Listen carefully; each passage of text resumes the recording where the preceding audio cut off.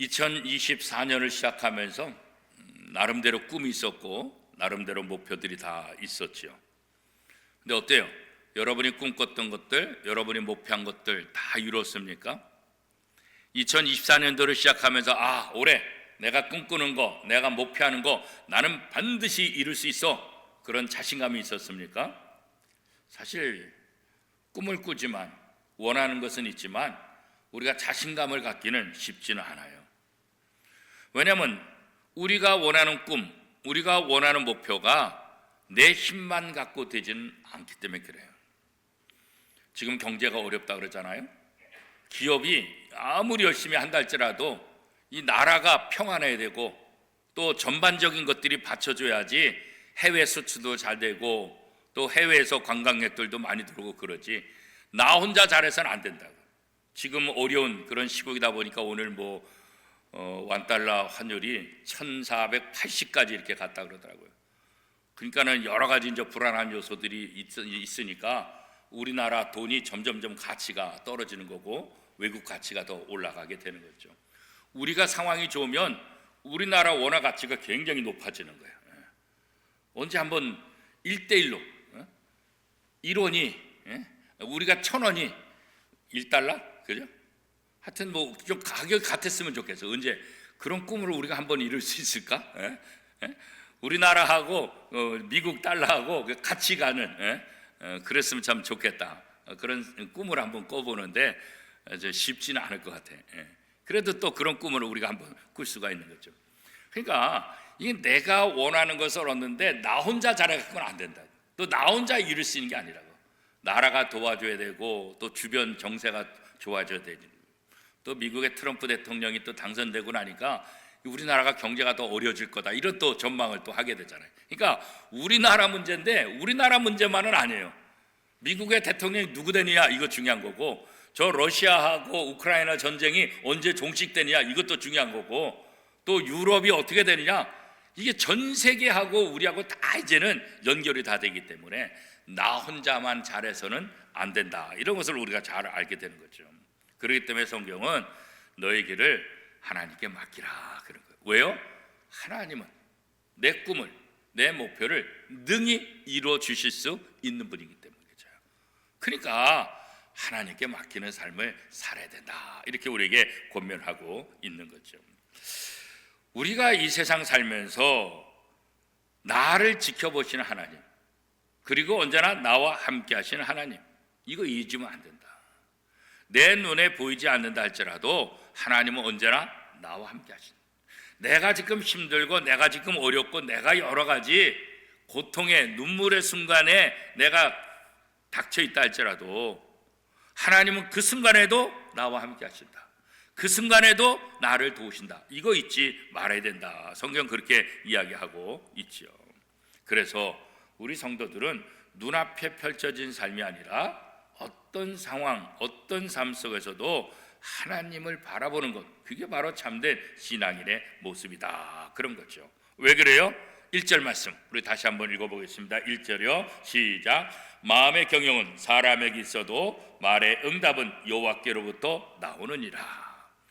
우리가 세우는 계획의 결정 또 실행, 우리 자신이 아니라 누구한테 달렸다는 거예요?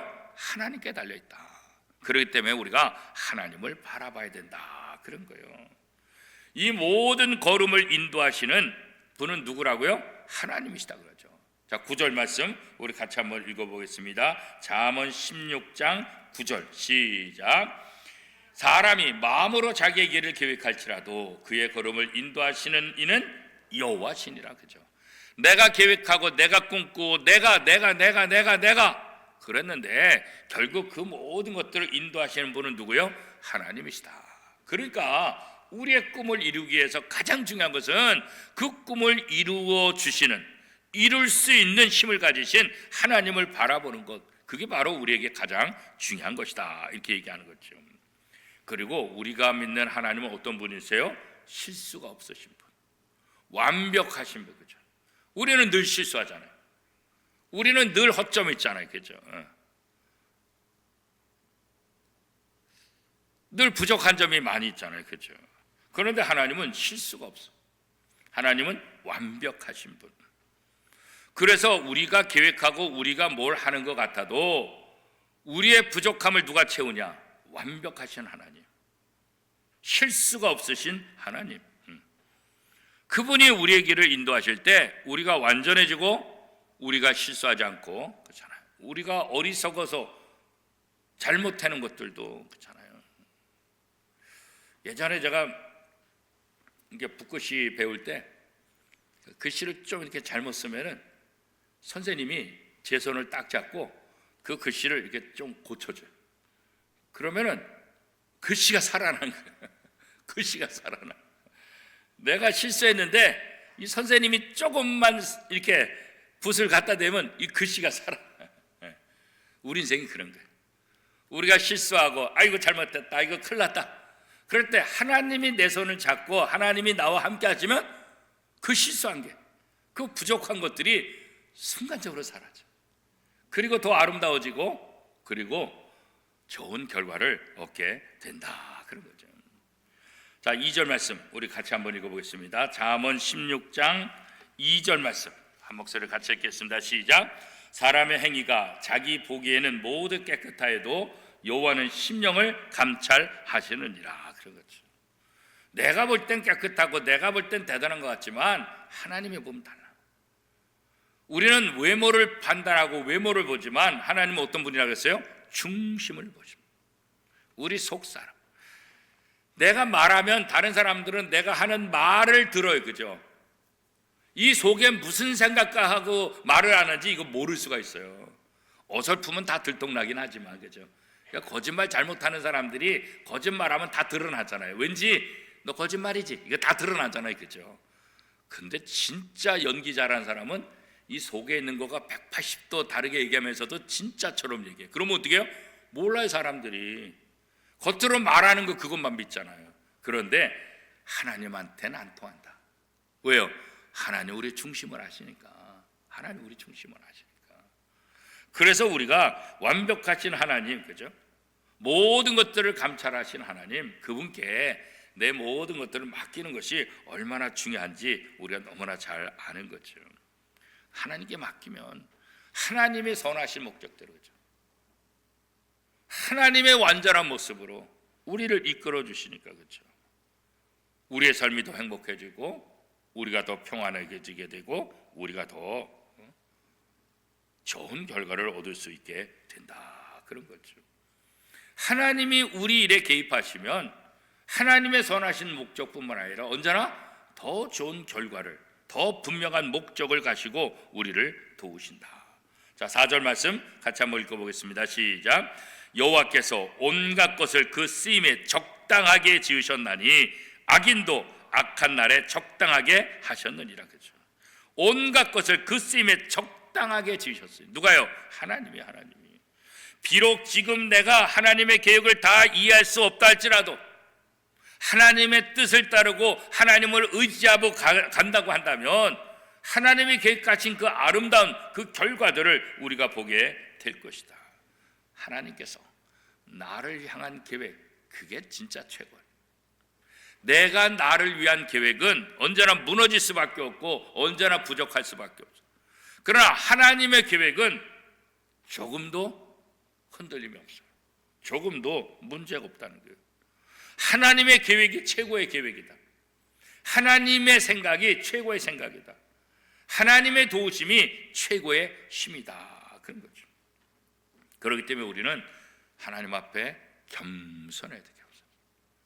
하나님 앞에 교만해봤자 어떻게 해요? 교만한 마음을 내려놓고 악에서 떠나는 삶을 살아야 된다. 자, 잠언 16장 5절 6절입니다. 시작. 무릇 마음이 교만한 자를 여호와께서 미워하시난 피차 손을 잡을지라도 벌을 면하지 못하리라. 인자와 진리로 인하여 죄악이 속하게 되고 여호와를 경외함으로 말미암아 악에서 떠나게 되느니라. 그죠? 하나님 앞에 겸손해지. 교만한 자를 하나님이 싫어한다. 교만한 사람들끼리 손을 잡으면 결국은 그 교만 때문에 벌을 받게 될 것이다. 여호와를 경외할 때 우리는 모든 악에서 벗어날 수 있다. 하나님을 사랑하고 하나님의 말씀을 붙잡을 때 악이 뭔지를 안다. 죄악이 뭔지 안다. 그래서 그 악에서 떠날 수 있는 거예요. 그러나 하나님을 경외하지 않고 하나님의 말씀에 순종하지 않으면 내가 하는 것이 악인지 뭔지도 잘 모른다는 거예요. 그렇죠? 우리가 죄악에서 떠나는 비결은 하나님을 경외하는 거다. 하나님을 경외할 때 하나님이 싫어하는 것이 뭔지 알게 되고, 그렇잖아요. 우리도 처음에는 잘 모르지만 함께 사귀어 보면 이 사람이 이런 거 싫어하는구나. 이 사람이 이런 거 좋아하는구나. 처음에는 모르지. 그러나 자꾸 만나보면 어떻게 해요? 이런 음식 안 먹는구나. 이런 음식 좋아하는구나. 이거 알게 되잖아요. 그죠? 그래서 우리가 하나님을 경외하고 하나님과 가까워지면 가까워질수록 하나님께서 무엇을 원하시는지, 하나님께서 무엇을 싫어하는지, 그렇기 때문에 우리가 악에서 떠나는 방법은 하나님을 경외하는 삶을 살아야 된다. 그래야만 우리가 악에서 떠날 수가 있다. 그렇게 말하고 있는 거죠. 그렇게 될 때 우리는 어떻게 해요? 정직한 삶을 사는 겁니다. 하나님을 경외할 때 겸손해서 교만을 벗어버리고 하나님을 경외하며 악에서 떠나게 되면 어떻게 해요? 그때 우리의 삶은 정직한 삶이 되는 거죠. 그 정직한 삶이 불의한 사람보다 훨씬 더 낫다고 오늘 본문이 얘기하고 있잖아요. 8절 말씀 같이 한번 읽어보겠습니다. 시작. 적은 소득이 공의를 겸하면 많은 소득이 불의를 겸한 것보다 나으니라. 비록 적은 수입이라 할지라도 공의와 함께하면 그게 훨씬 낫다. 많은 재물이 있다 할지라도 불의하고 손잡으면 그거는 없는 이만 못하다. 없는 이만 못하다. 그래서 하나님의 사람들은 정직하게 살아요. 불의하고 타협하고 불의를 따라가는 길을 결국 그 불의와 함께 망하게 될 것이다. 성경은 그렇게 말씀하고 있죠. 왜 그래요? 하나님은 우리의 중심을 꿰뚫어 보시는 분이기 때문에, 우리의 생각을 다 지켜보시는 분이기 때문에. 그렇죠? 그래서 우리는 공의로우신 하나님 앞에 우리가 공의로운 삶을 살아야 되는데, 하나님이 누군지, 그죠? 하나님이 누군지 알 때 우리가 그런 삶을 살 수가 있게 되는 거죠. 하나님이 누군지 모르면 하나님의 말씀에 순종하지 않게 되고, 그러면 어떻게 해요? 하나님을 기쁘시게 하는 삶을 살 수가 없게 되는 거죠. 빛과 어둠이 공존할 수 없잖아요. 그죠? 하나님은 빛이잖아요. 하나님은 어둠을 싫어하잖아요. 그죠? 우리가 빛 가운데 거하려면 어떻게 해요? 어둠에 있으면 안 되잖아요. 그죠? 이 모든 어둠을 벗어나야죠. 하나님께 속하게 되면 어둠에서 벗어나서 빛을 따라가는 삶을 살 수가 있게 되잖아요. 그죠? 그래서 우리가 하나님을 경외하면 경외할수록 우리 하는 말, 우리 하는 생각, 우리가 하는 행동들이 다 하나님을 닮아가기 때문에 경이로운 삶을, 공의로운 그런 삶을 살 수가 있다. 그렇게 얘기할 수 있게 되는 거죠. 그래서 우리가 남을 속이려 하지 말고, 그죠? 악을 행하는 자를 멀리하고 더 정직한 삶을 살아야 된다. 그렇게 말하는 거잖아요. 자, 10절 말씀 먼저 함께 읽겠습니다. 시작. 하나님의 말씀이 왕의 입술에 있은즉 재판할 때 그의 입이 그르치지 아니하리라. 그죠? 왕의 입술에 뭐가 있어요? 하나님의. 옛날에 왕들은 재판까지 다 하잖아요. 재판까지. 그러니까 왕의 입술에 하나님의 말씀이 있으면 그 대표적인 사람이 누구예요? 솔로몬이잖아요. 솔로몬의 지혜. 하나님의 말씀을 의지하고 재판을 하니까 누구보다도 지혜롭고 누구보다도 공의롭게 하니까 전 세계 모든 사람들에게 소문이 났잖아요. 그죠? 그래서 하나님의 말씀이 우리 속에 있을 때 우리는 정직하고 악을 행하지 않게 되고, 그 다음에 그런 정직한 사람을 더 가까이 하게 된다. 자, 11절에서 13절까지 말씀 우리 같이 한번 읽어보겠습니다. 시작. 공평한 저울과 접시 저울은 여호와의 것이요 주머니 속의 저울추도 다 그가 지으신 것이라. 악을 행하는 것은 왕들이 미워할 바니 이는 그 보좌가 공의로 말미암아 굳게 섬이니라. 의로운 입술은 왕들이 기뻐하는 것이요 정직하게 말하는 자는 그들의 사랑을 입느니라. 그래서 하나님의 말씀을 왕의 입에 둘 때 정직한 재판을 하게 될 것이고 공의로운 삶을 살게 될 것이고 그렇게 정직하게 말을 하는 사람들은 하나님의 사랑을 받게 될 것이다. 그런 거죠. 왜 이런 말을 하겠어요? 세상이 불의가 가득하니까. 우리가 그런 말 하잖아요. 입만 열면 거짓말한다. 그죠? 입만 열면 거짓말한다. 우리가 살고 있는 세상이 그런 거죠. 뻔히 잘못됐다고 아는데 다른 사람들이 다 잘못됐다고 믿는데 그거 아니라고.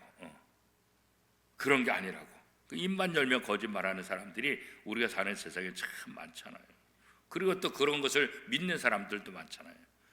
아무리 악한 사람도 그 악한 사람의 친구들이 있다고 그죠. 남들은 다 저 나쁜 놈, 더 저거 죽어야 돼. 그래도 또 그 친구의 친구는 그 사람이 제일 좋다고.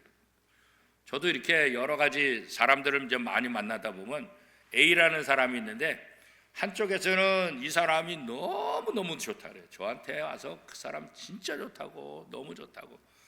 근데 또 다른 사람은 저한테 와가지고 그 나쁜 놈, 그냥 천하의 나쁜 놈. 그러니까 제가 보면 양쪽에서 보면 이거 완전 극과 극이에요.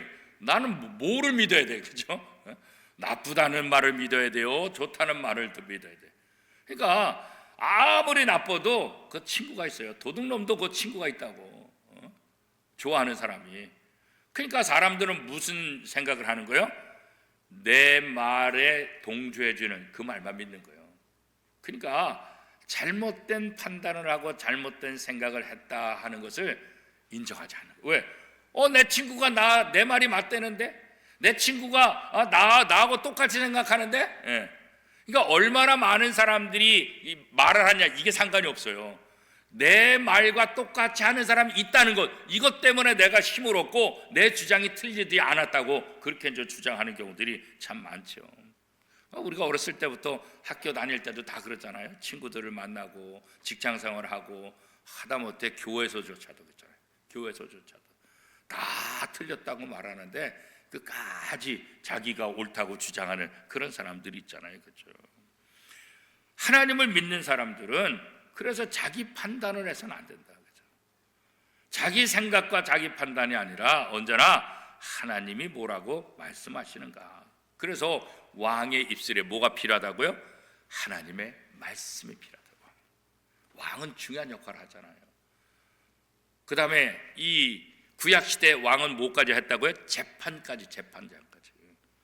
그러니까 통치자뿐만 아니라 재판자의 역할까지 했기 때문에 그래서 왕이 어떤 말을 하냐 이게 이제 굉장히 중요한 거예요. 그래서 지혜로운 왕은 누구냐? 그 입술에 하나님의 말씀을 둔 사람이, 그런 왕이 바로 지혜로운 왕, 공의로운 왕이다. 그렇게 이제 이야기를 하고 있는 거예요. 그래서 우리가 공의로우신 하나님을 바라보는 것, 그리고 그 하나님을 의지하며 나아가는 것, 이게 이제 굉장히 중요하다 그런 거죠. 자, 잠언 6장 14절 15절 같이 읽겠습니다. 시작. 왕의 진노는 죽음의 사잘도가 같아도 지혜로운 사람은 그것을 쉬게 하리라.